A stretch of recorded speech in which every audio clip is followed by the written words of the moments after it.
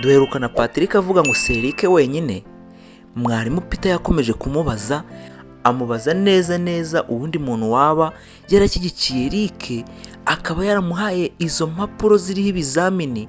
Maze Patrick aravuga ati ikintu cyaba cyiza nuko mwahamagaza Eric akaza ahangaha nawe akaba yababwira umuntu waba waraduhaye biriya bipapuro. Akivuga atyo Peter yumva neza yuko na Patrick ashobora kuba ari umwe mu bantu baba baratanze impapuro zaba ziriho ibizamini. Nuko mwarimu Peter abahamagaje Eric. Akimara kwinjira mwarimu Peter aramubwira ati Eric nizere ko umeze neza.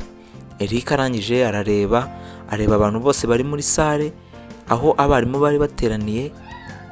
Barangije baramubwira bati Eric aramakuru dushaka yuko uduha wowe na Patrick. Nuko Patrick yongorera Eric aramubwira ati Eric byanze bikunze umugambi wacu ushobore kuba wagiye ahagaragara. Nuko barabareba barababwira bati ibyo muri kuvuganaho natwe mwabitubwira kugira ngo tubashe kumenya neza umuntu waba waratanze impapuro ziriho ibizamini. Bikaba bigiye gutuma hari abanyeshuri benshi baba abanyuma cyangwa se bakurwaho amanota bitewe nuko hari ibizamini byagaragaye, kandi dore twari dusoje umwaka nta kibazo. Maze Eric agira ubwoba, Patrick agira ubwoba, bararebana. Maze Eric afata ijambo aravuga ati buriya rero mwarimu Peter nuko ibintu nakomeje kugenda mbyirengagiza. Buriya ngewe kugira ngo biriya bipapuro biriho ibizamini mbibone, ngewe naje gukora amasuku ahangaha mu biro byanyu. Ndangije ndareba neza, murabyibuka yuko hari mu minsi yo gutanga amanota ku bizamini abantu bagiye bakora. Ndangije mbona igipapuro kiriho ikizamini cy'uyu mwaka tugiye gukora, niko kukiba. Maze mbwira Samuel nti ngwino nkwereke ibizamini turebe tuzabashe gutsinda. Cyakoze cyo Samuel yambereye imfura rwose, ntabwo yabashije kuba yabyemera, yaramakaniye. Bigereje kuri Patrick warabyemera, dore na Patrick ahari yabasobanurira. Nuko muri ako kanya bahita babaza na Patrick bati wahuye na Samuel gute kugira ngo mubone bino bizamini?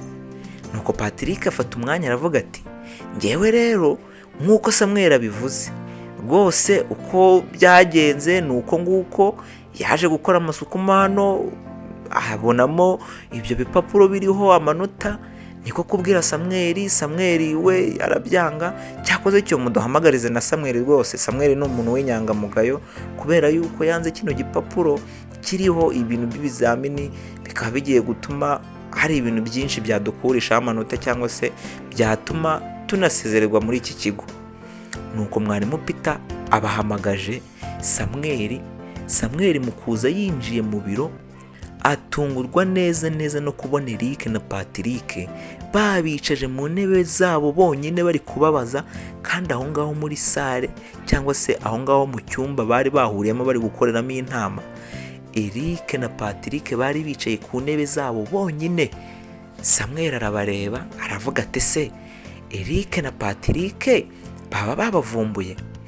Niko guha ikaze Samuel, baramubwira bati bari batubwiye yuko hari ikintu waba uzi kuri biriya bipapuro twabonye byari biriho ibizamini neza byasaga n'ibyo mwari mugiye gukora uno mwaka.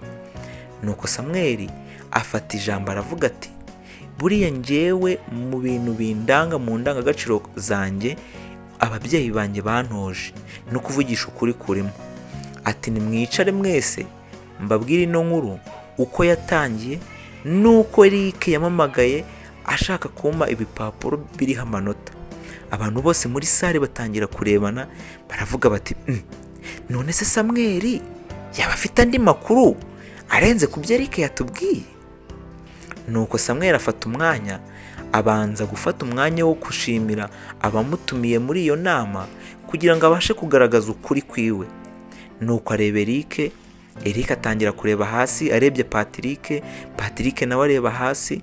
Araje aravuga ati Eric uri inshuti yanjye urabizi, nawe Patrick uri inshuti yanjye urabizi, ariko mbere na mbere nubwo baba batababariye cyangwa se mutavuze uko ibintu byagenze, njye mbere na mbere ndababariye.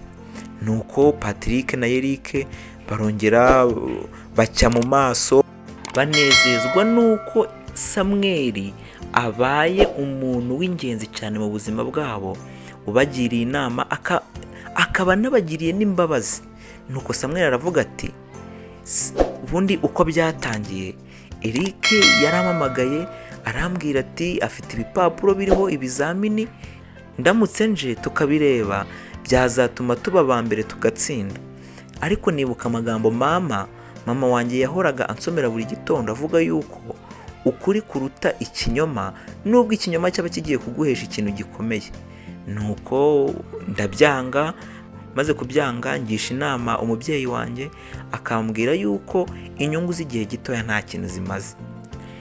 Niko kubabwira ati, icyo nabasabira nk'umunyeshuri mugenzi wabo ni uko ibi bintu babihagarika, maze natwe tukazajya dukoresha ubwenge bwacu kugira ngo ibyo twiga bizabe ibitugirira umumaro no mu buzima busanzwe.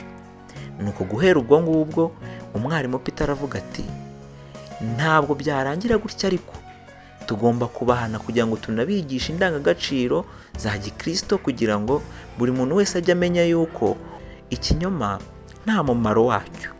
Nuko mwarimu Peter abwira Samweli ati, urakoze cyane wa muhungu we, uri imfura rwose, n'abandi banyeshuri bajye bakwigiraho.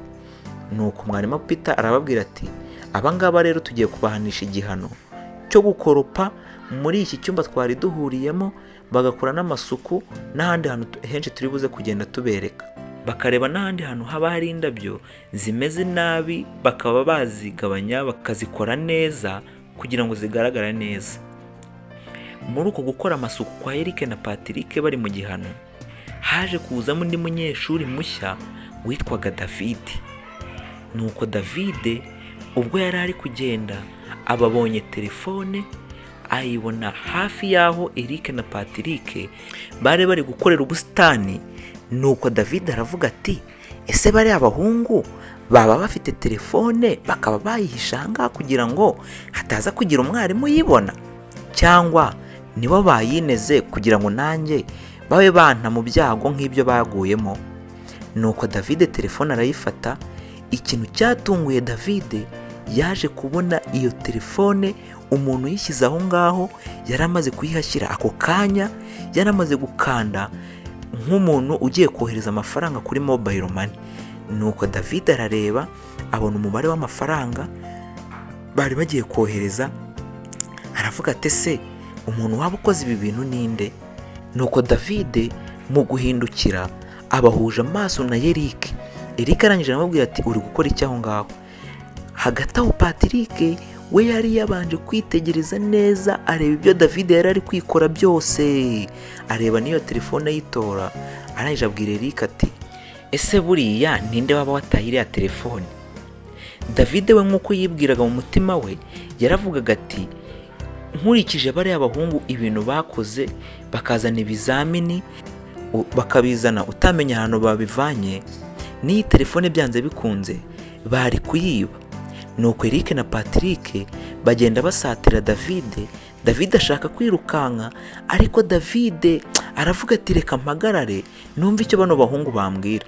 Nuko Patrick na Eric baramwegera baravuga bati, iyi telefone ko twakubonye uyitora hano, ninde waba wayisize? Waba uzi ari nde wayisize aha ngaha?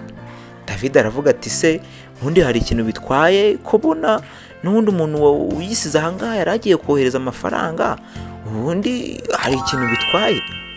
Nuko Patrick aravuga ati, reka nkubwire rero David, ibintu byatubayeho warabyumvise, dore ubu ngubu turi mu gihano, ushatse iyo telefone wayizana tukagenda tugashaka nyirayo tukayimuha, kuko ibintu byatubayeho byaduhaye isomo mu buzima pe. David aratangara cyane aravuga ati, ese uko ni uguhinduka? Ese ni ukugira ngo babe bayigumanira cyangwa? Ariko David aravuga ati, ngaho muze tuyijyane ku bayobozi bakuru, tuyibereke tubabwire uko tuyibonye, maze babe bashaka nyirayo. Nuko David na Patrick ndetse na Eric barangije bafata inzira berekeza ku biro bajya gutanga iyo telefone. Nuko umwarimu Peter anezezwa nuko Patrick na Eric batangiye guhinduka kandi ibintu bakoze yuko byabaye isomo mu buzima. Nuko David mu gutaha ageze iwabo yakiriye ubutumwa kuri telefone ye, atangazwa no kubona ubwo butumwa. David yatangiye kwitsa imitima, aravuga ati se ubu butumwa ni ubwande, ninde wabubwohereje? Nuko David atangiye kubusoma, amarira atangira kuza mu maso ye, aravuga ati koko nacumuye iki? Ntuzacikwe n'igice cya 4. Njyewe mwabanye ni Kalisa wabo hano muri Club Ambassador Kimisagara. Niba utarakora subscribe ukaba ukireba izi video utari wakora subscribe, umenye yuko izi nkuru ushobora kuvuga ngo ntizikureba, ariko byanze bikunze hari ndabizi neza izi nkuru urazikeneye kuko zirimo icyigisho gikomeye cyane. Jya wibuka gukora like, comment kuri buri video, ndetse unatubwire ni iki twakongeramo muri izi nkuru tugenda tubaha, kandi munatubwire niba ibintu tuba turi gukora hari ikintu biri kugenda bibungura, kugira ngo tubashe kuba natwe twagira motivation cyangwa se twagira twagira akanyabugabo ko gukora ibintu natwe twishimye yuko aho tubigezaho babyishimira kandi yuko bibagirira umumaro.